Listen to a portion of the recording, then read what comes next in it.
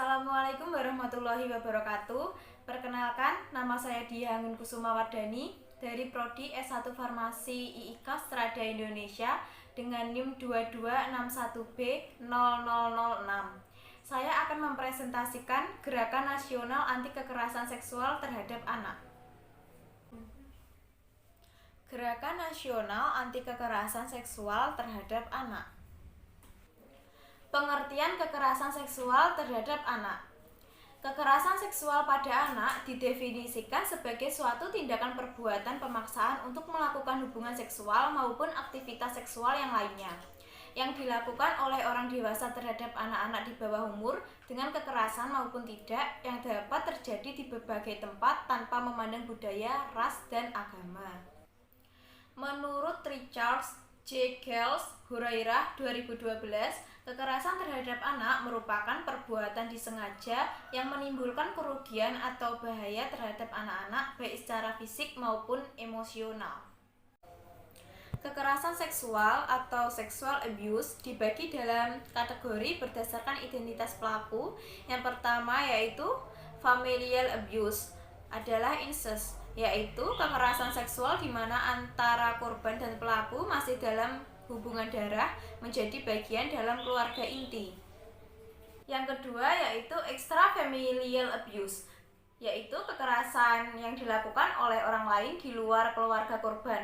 Pada pola pelecehan seksual di luar keluarga, pelaku biasanya orang dewasa yang dikenal oleh anak dan telah membangun relasi dengan anak tersebut.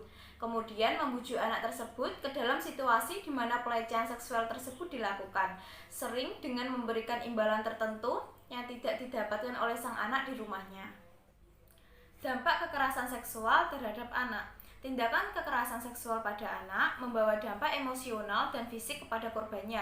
Secara emosional, anak sebagai korban kekerasan seksual mengalami stres, depresi, goncangan jiwa, adanya perasaan bersalah dan menyalahkan diri sendiri, rasa takut yang berhubungan dengan orang lain, bayangan kejadian di mana anak menerima kekerasan seksual, mimpi buruk, insomnia, ketakutan dengan hal yang berhubungan dengan penyalahgunaan termasuk benda, bau, tempat, kunjungan dokter, masalah harga diri, disfungsi seksual, sakit kronis, kecanduan, keinginan bunuh diri, keluhan somatik, dan kehamilan yang tidak diinginkan.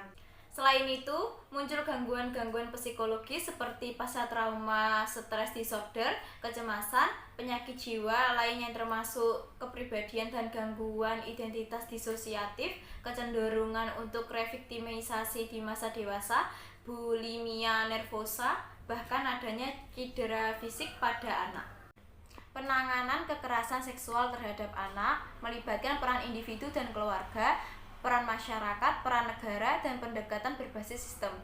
Yang pertama yaitu peran individu dan keluarga. 1.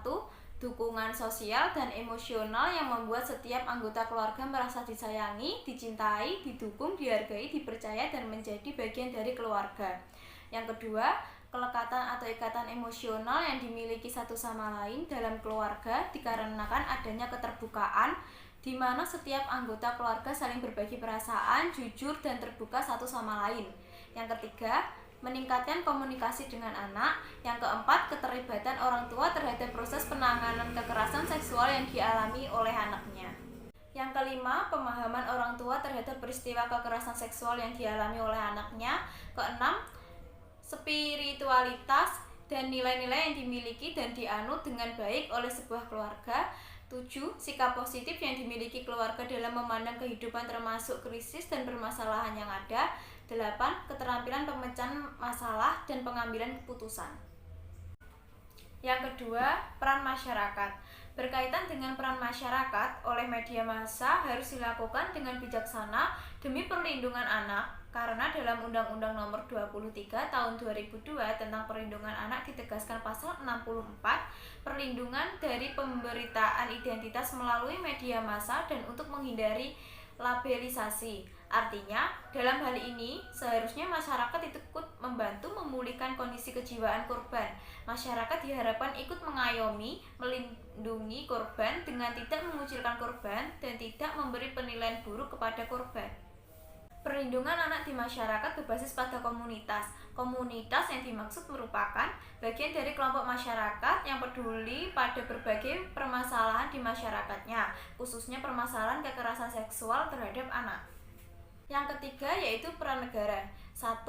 Pemberian restitusi dan kompensasi bertujuan mengembalikan kerugian yang dialami oleh korban baik fisik maupun psikis, serta penggantian atas biaya yang dikeluarkan sebagai akibat viktimisasi tersebut. 2.